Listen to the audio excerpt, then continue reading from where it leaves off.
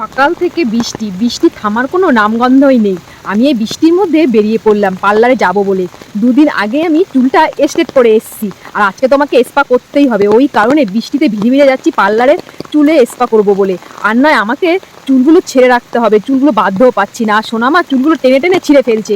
ওই কারণে বৃষ্টির মধ্যে আমি বেরিয়ে পড়লাম স্পা করতে। বৃষ্টিতে কিন্তু লোকজন রাস্তায় একদমই বেরোচ্ছে না। ওই কারণে আমি একটা টোটো আর অটো পেলাম না, হেঁটে হেঁটে আমাকে যেতে হচ্ছে বাজারের মধ্যে।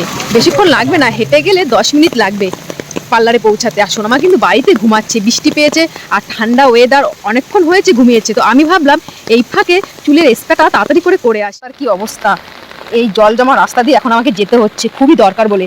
আর নয়, আমি বাড়ি থেকে আজকে বেরোতামই না। কি অবস্থা, বৃষ্টি থামার কোনো নামগন্ধ নেই। সে কালকে রাত থেকে বৃষ্টি আরম্ভ হয়েছে।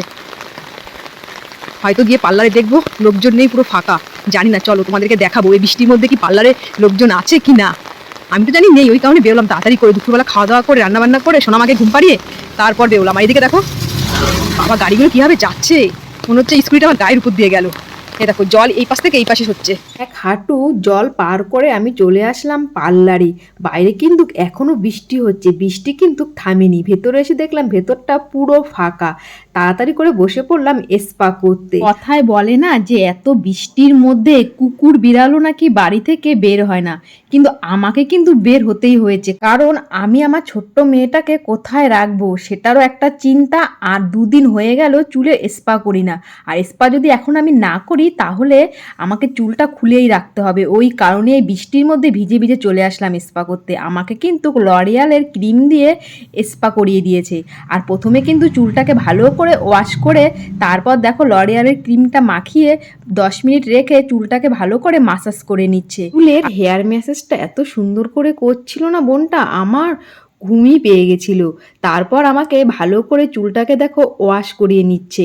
ঠান্ডাও লাগছিল, কারণ বাইরের ওয়েদারটা খুবই ঠান্ডা ছিল, বৃষ্টি হচ্ছিল যেহেতু।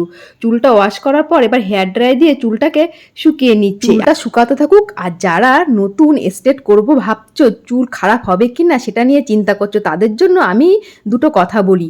তোমরা কিন্তু স্ট্রেট করতেই পারো, কিন্তু চুলের মেনটেনেন্স তোমাদের কিন্তু করতেই হবে। মাসে অন্তত একটা করে স্পা তোমাদের নিতেই হবে।